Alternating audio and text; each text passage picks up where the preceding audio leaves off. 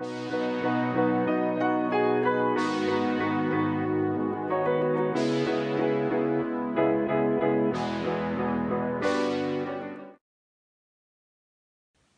let's talk about AR-15s today.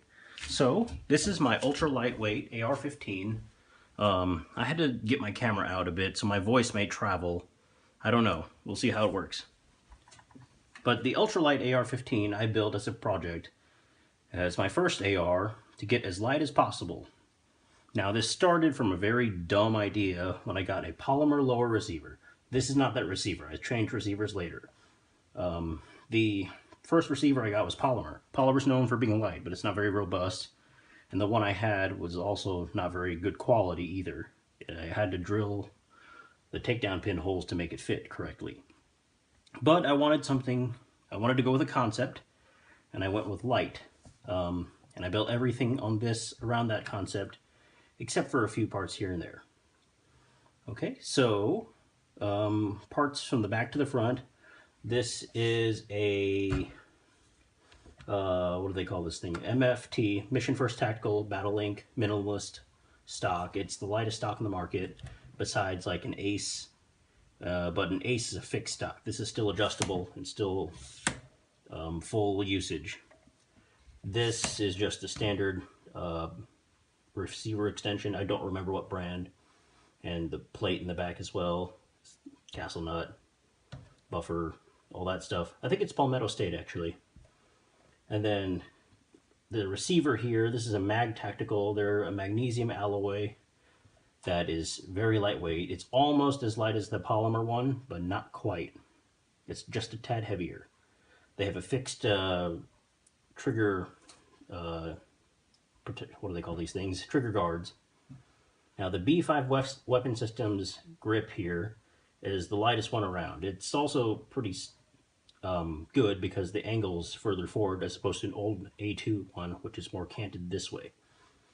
Now this is a Seekin safety, ambi safety. This is something I bought when I was looking at Rainier arms. They came up with a special and just happened to buy it. There's nothing lightweight about that one or special, it's just bigger. Now the receiver here, upper receiver, the V7 Weapon Systems one, is a lightweight one with no forward assist, nor do they have any ejection door. It just all adds up weight. And this isn't meant for combat, so I don't really need dust protection or anything on that. The bolt carrier group is a really lightweight one as well. I'm going to pull it out. So this is a Voodoo Innovations, I think that's the company, Voodoo Innovations lightweight bolt carrier group. It's been skeletonized. It's a bit lighter, not a ton, but enough to make a difference. And with that, you have to get a adjustable gas block as well. That is an SLR. They make a lighter one now, but they didn't when I bought it. It's an SLR adjustable gas block for a .625 barrel. Now, the most weight I cut out was in the barrel itself. This is a .625 diameter Voodoo Innovations lightweight barrel.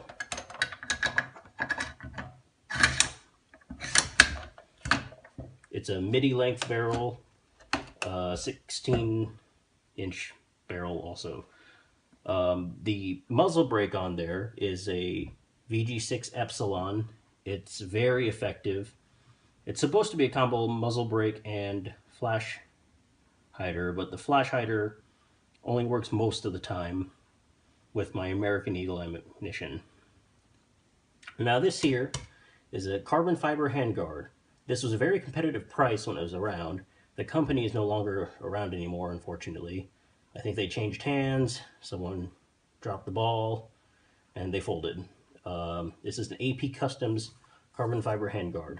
I think it's 12 inches, maybe 9 inches. And it's extremely lightweight. And carbon fiber, if you know, is about, for strength to weight, is 7 times as stronger than steel. But because of that, they make it really thin, so it's about probably the same strength.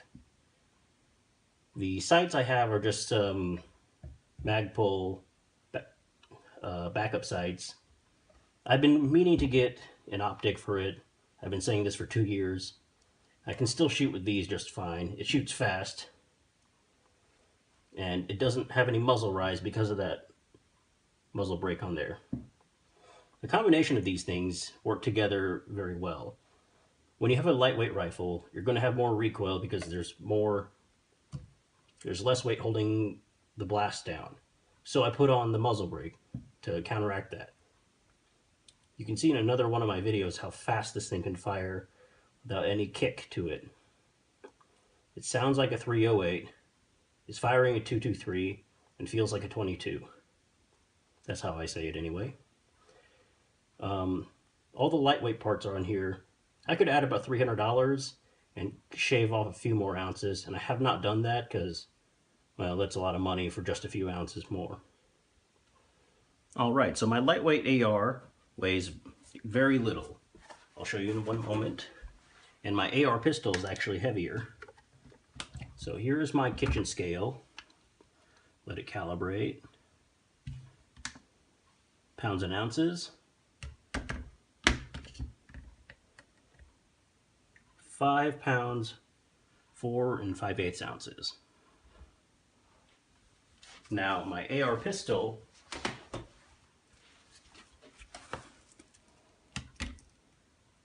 weighs 5 pounds, 12 1/8 ounce. So it's a really light rifle. Now we're going to compare it to a standard AR.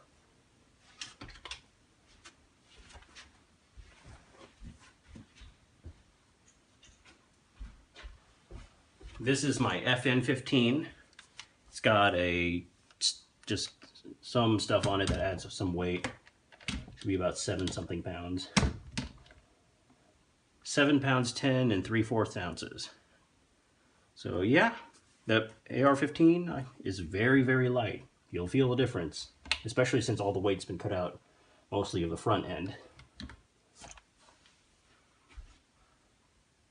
This here is also a great addition. It's my Geisley SD3G trigger. It's really fast. It has a really short reset. Alright, that concludes my lightweight AR video. Thank you.